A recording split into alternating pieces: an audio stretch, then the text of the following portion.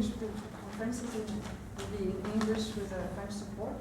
A few words about the cultural events that we are running this month. It's the comic book month at the Alliance Française, so we have an exhibition here during this month, so you can see all what we have, a selection of comic books that we have at the library, and we also have some drawings by Marceline Truong and Sandrine Revel, two comic book artists who are French artists who are coming in Vancouver, and we welcome them next Friday at 6:30. So we have a Q&A with them here at Alliance Française. We, at the end of the month, the last Wednesday of the month is always the movie club. So this month is going to be the movie Chocolat, about the first black artist in circus in France. So it's a very, very moving movie. And finally, the last Friday of the month is always the apéro, one of the best French tradition. And this month we celebrate 6 years of partnership with Baguette & Co, which is a great French bakery.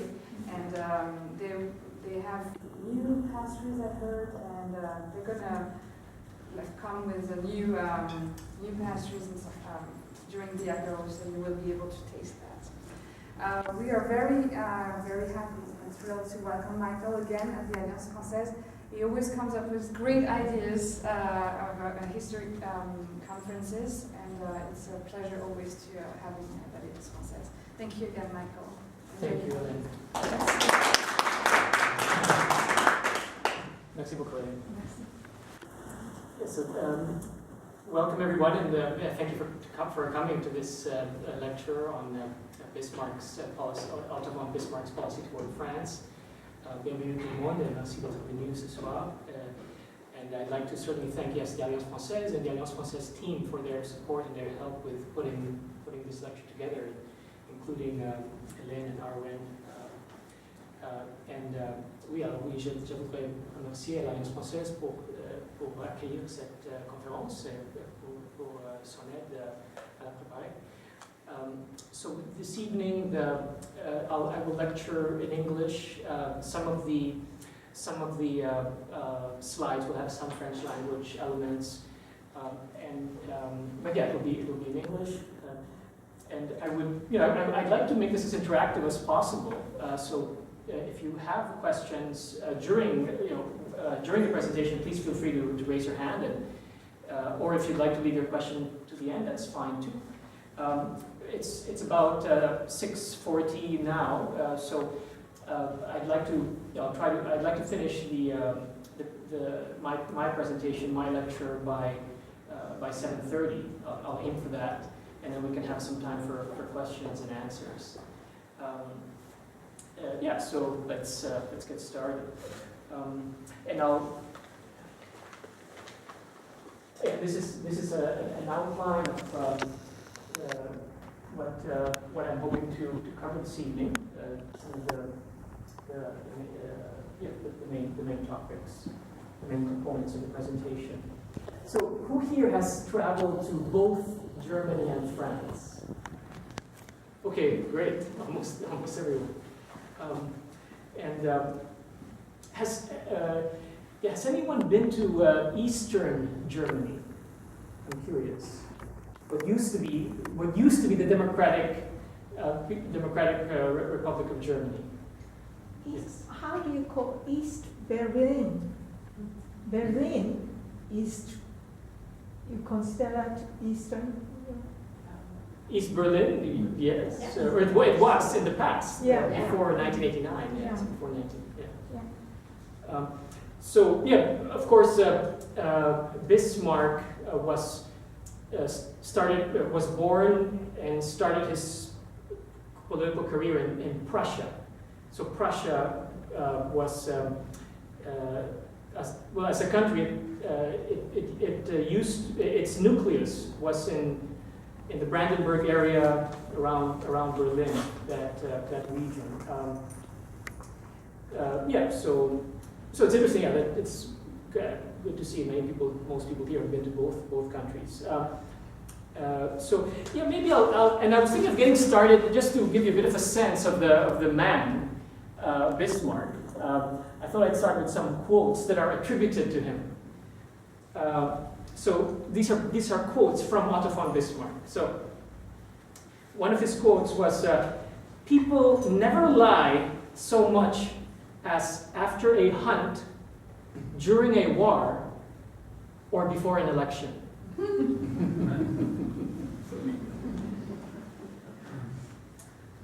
Another quote, "The great questions of the day will not be settled by means of speeches and majority decisions, but by iron and blood."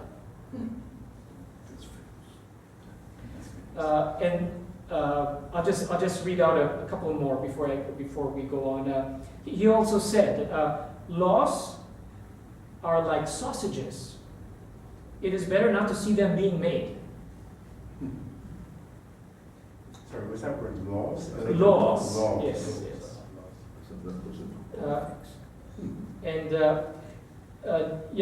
Just a couple more. He also said, "Never believe anything in politics until it has been officially denied." And then the last one for now. "With a gentleman, I am always a gentleman and a half. And with a fraud, I try to be a fraud and a half." So in French they say, "A gentilhomme, gentilhomme, a corsaire, corsaire et demi."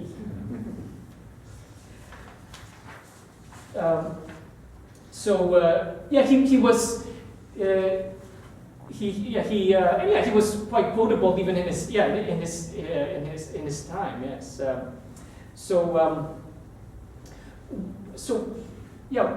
Why is Bismarck's policy toward France important? So why is it valuable for us to learn about it? And I'm certainly still learning.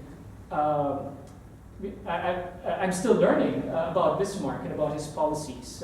There's so much ground to cover, so many new details to learn.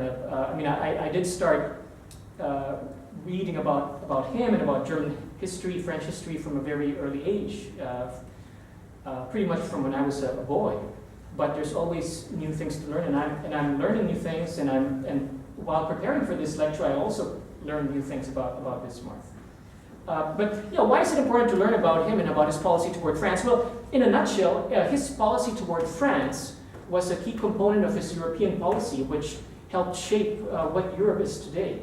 So he was leader of Germany, of the German Empire, and Prussia for almost 30 years, at a critical point in 19th century history, European history. So his policies shaped Germany, but not just Germany, right? They shaped Europe. They shaped Eastern Europe, Southeastern Europe, the development of Western Europe. So in an indirect way, he contributed to the creation of modern Europe in very important ways. Of course, he wasn't the only leader. He wasn't the only factor that helped shape modern Europe, but he played a very important part, and so did his policies toward France specifically. Just to give you a sense, from a chronological standpoint, Otto von Bismarck became Prime Minister of Prussia. So Prussia was the largest German state, not including Austria, in 1862. And to give you a sense of the chronology, the American Civil War had started in 1861. Prince Albert, the husband of Queen Victoria, died in 1861 too, the year before Bismarck came to power. And Prince Albert and Bismarck actually had met at various events and receptions. Canada's Confederation, 1867. So around that, so Bismarck came to power in Prussia around that time, and And Germany, under his leadership, Germany was unified, and the Second German Empire was created in 1871. And Bismarck remained chancellor of this new German Empire until 1890. So that's just to give you a sense of the chronology. And of course, World War I started in 1914, so soon, 24 years after he left his chancellorship. So when Bismarck came to power in 1862, which were the great powers in Europe? Can anyone remember? Which were the great powers in 1862 in Europe? Austria-Hungary. Austria-Hungary, yes, Austria. Frankreich. France, yes. And two more. Prussia, yes. And the big one, the biggest. Russia, yes. So those were the five, at the 1862, those were the five biggest powers, the five great powers in Europe. Now, when Bismarck came to power in Prussia in 1862, Prussia was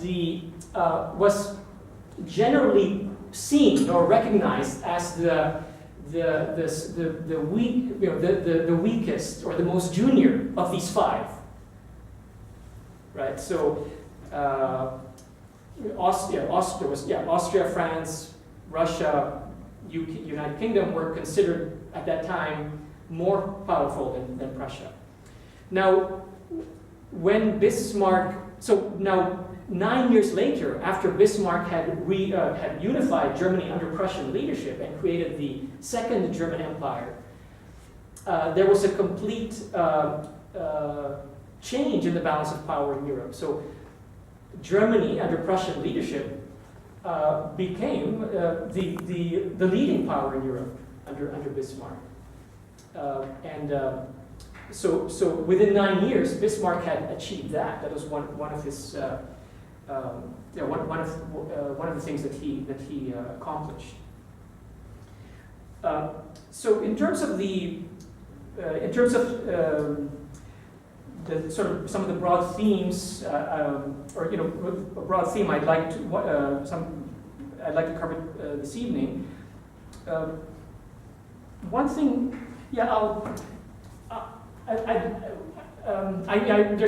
there's of course so much ground. We can't go into all the details, but I'll try to offer some sort of broad impressions and a description of some of the broad trends of Bismarck's policy toward France. Now, one important thing I'd like to say from the outset is, in my personal opinion, Bismarck's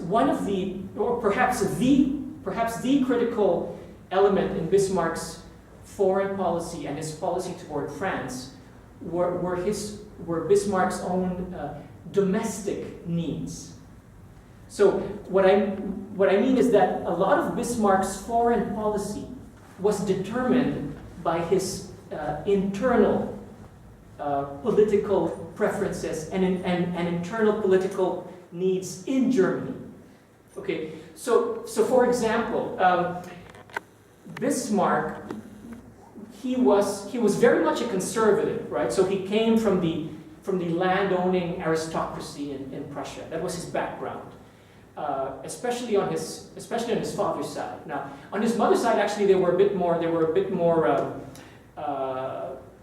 bourgeois or intellectual, not so aristocratic. But in any case, he was very much a part of that aristocratic landowning class in Prussia. So in German, they call them the Junkers, right? The Junkers. That class, a very sort of the landowning class, the leading landowning class in Prussia that would serve in the army as officers and serve and occupy top civil servant positions in Prussia. So he was very much a part of that class, and he had a very conservative ideology, right? So he believed in the king. He believed in absolute power for the king. He didn't believe in democracy or liberalism or anything like that. And he had a great fear of liberalism. He did not want Germany or Prussia to become a parliamentary democracy or to be led by liberals. He wanted the king. He wanted the old conservative landowning classes in Prussia and in Germany to remain in power and to remain in control. His domestic policies were geared toward that end. Now, in my opinion, what is very interesting about his foreign policy and his policy, and also his foreign policy toward France, is that his foreign policy was geared towards supporting his domestic needs, his domestic political needs. For example, he felt that in order to support conservative power inside Germany and inside Prussia, he needed to have external threats, and so France was one of them that he could use. And now in his external policies, his foreign policies, he also tried to sort of play up and support, promote German nationalism, German national power. But he did that in large measure to make sure that, to use that as a tool that would continue to support the domestic power of conservative German elites and conservative Prussian elites. So that's one, and this is my opinion. I think many, different historians, of course, would have different interpretations of Bismarck's foreign policy and his domestic policies. But in my opinion, we should emphasize, we should realize what a critical role his domestic political needs played in the formulation of his foreign policy.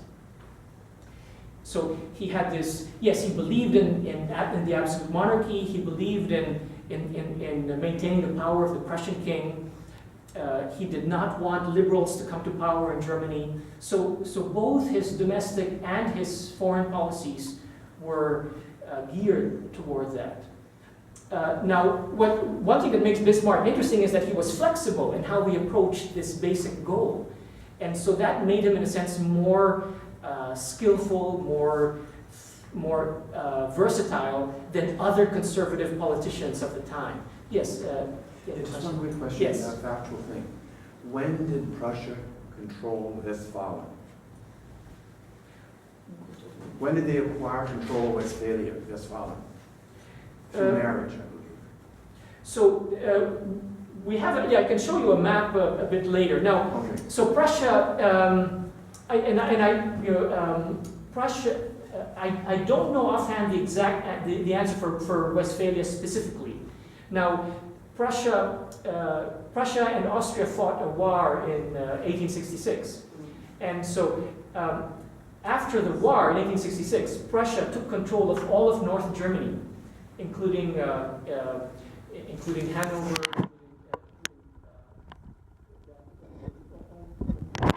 North of the Mainz all became controlled by Prussia.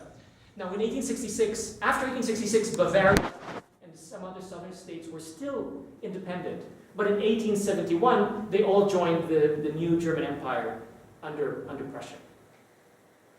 But we can have a look at some maps later. Yes. The king at that time, was that Frederick? The king of Prussia was William I. William. Oh, Yes. Okay. And was he actively involved in any decision making, or was he more symbolic? So that's an interesting question. The relationship between William I of Prussia and Bismarck has fascinated the people for a long time. William I was the king of Prussia. So in 1862, he appointed Bismarck as prime minister of Prussia. The king actually had prior to that, the king had been mistrustful of Bismarck. He had appointed him to diplomatic posts as ambassador to Russia and to France, but he distrusted Bismarck, and the king's wife hated Bismarck because the king's wife, Queen Augusta, came from a more liberal background, and she really disliked Bismarck. Now, the king allowed Bismarck to run day-to-day government business. So the king gave Bismarck a very free hand in many areas. Now, the king's approval was still needed for major decisions. And William I of Prussia was a fairly, conscientious about his duties, and he took his role seriously. So he was involved, his approval would still be needed for major decisions. And now what's interesting is that sometimes the king and Bismarck disagreed over certain important policy issues. For example, the king, William I, wanted to be friendly toward Russia, whereas Bismarck in the late 1870s started to sort of have a more distant attitude toward Russia. And Bismarck wanted to draw closer to Austria-Hungary. But Bismarck was generally able to persuade the king to support his policies. And sometimes Bismarck would threaten resignation, and the king would give in. The king, William I, it's interesting, he generally allowed Bismarck to have the limelight, to be in the limelight and to generally run policy. So, in some ways, it was to the king's. It showed that the king was not a jealous or controlling personality. So they generally worked very closely together.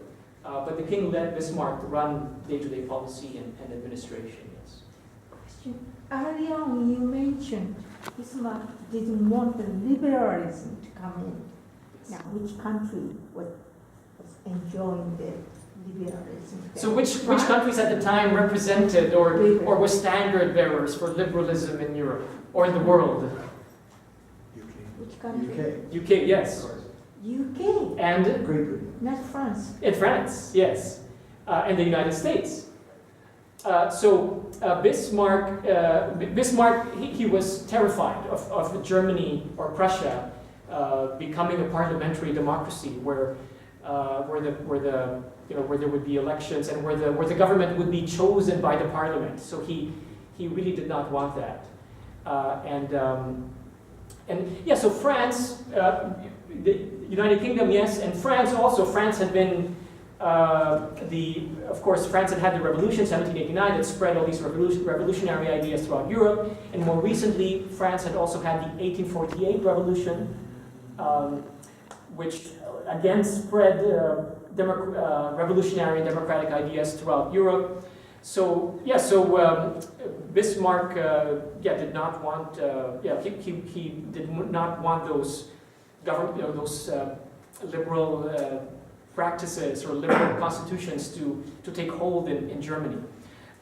So there's this expression that Bismarck always detested the idea of a, quote, Gladstone ministry coming to power in Germany, William Gladstone being the famous liberal British prime minister.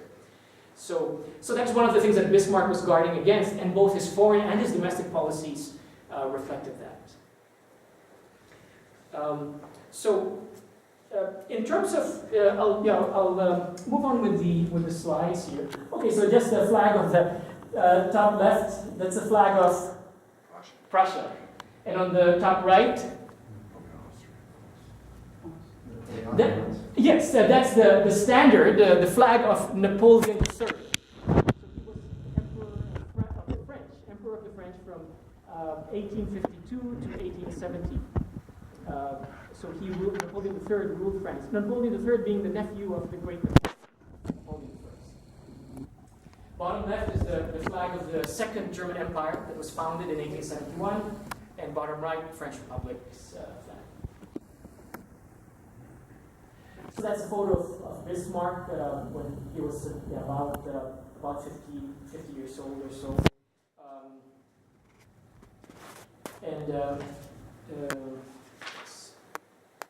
When Yes, was he- go ahead, when was he yes. born, please? When was he born? 1815, And right after the, yeah. Okay, and he died when? 1898. Okay, thank you very much. You're welcome.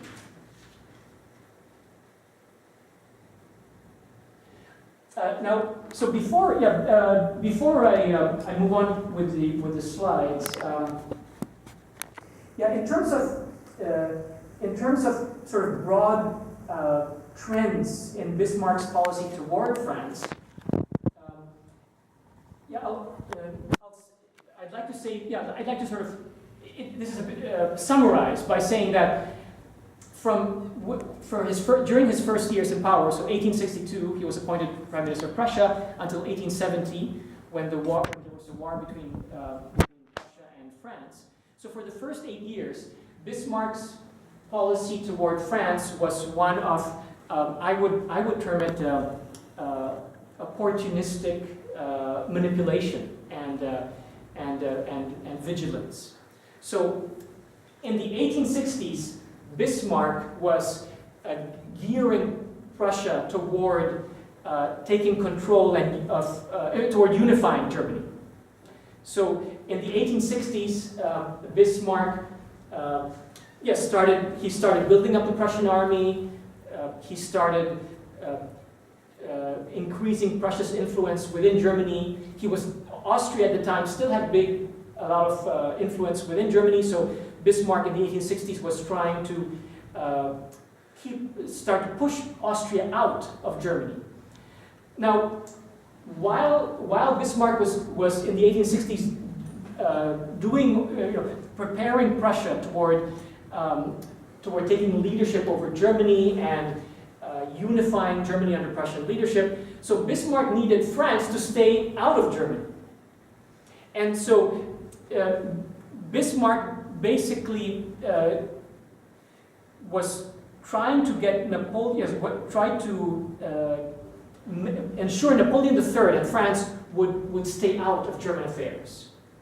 And I'll talk about a couple of situations or examples of how he did that. So Bismarck's first, I would put that in one in a broad sense. That would be the first period of Bismarck's policy toward France. It's 1862 to 1870.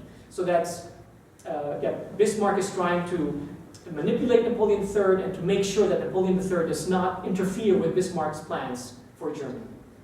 France was really the superpower of the time. Yes, yeah, under Napoleon III. Now, in 1870, a war breaks out between France and Prussia. And in this war, the smaller German states, including the southern German states, joined Prussia to fight France. And Bismarck used this war as a way of unifying German public opinion and German national feeling behind Prussia. And ultimately, in 1871, Bismarck was able to formally create the Second German Empire under Prussian leadership. And the Prussian king became emperor, German emperor. So that was war, and Bismarck's policy toward France was quite ruthless. He wanted France to be crushed in that war. And when the war ended, Bismarck annexed Alsace and Lorraine. So those were basically annexed by the new German Empire, and France lost those provinces. So Alsace and a big part of Lorraine. When did Alsace and Lorraine join France? Well, Alsace had joined France in Louis XIV's time. So late 1680s, around that time, 1670s, 1680s. Now Lorraine did not formally join France until 1766, later, yeah. But by the time Bismarck annexed both, they had already been French for over a century. So that's, I would call that the second period of Bismarck's foreign policy. So war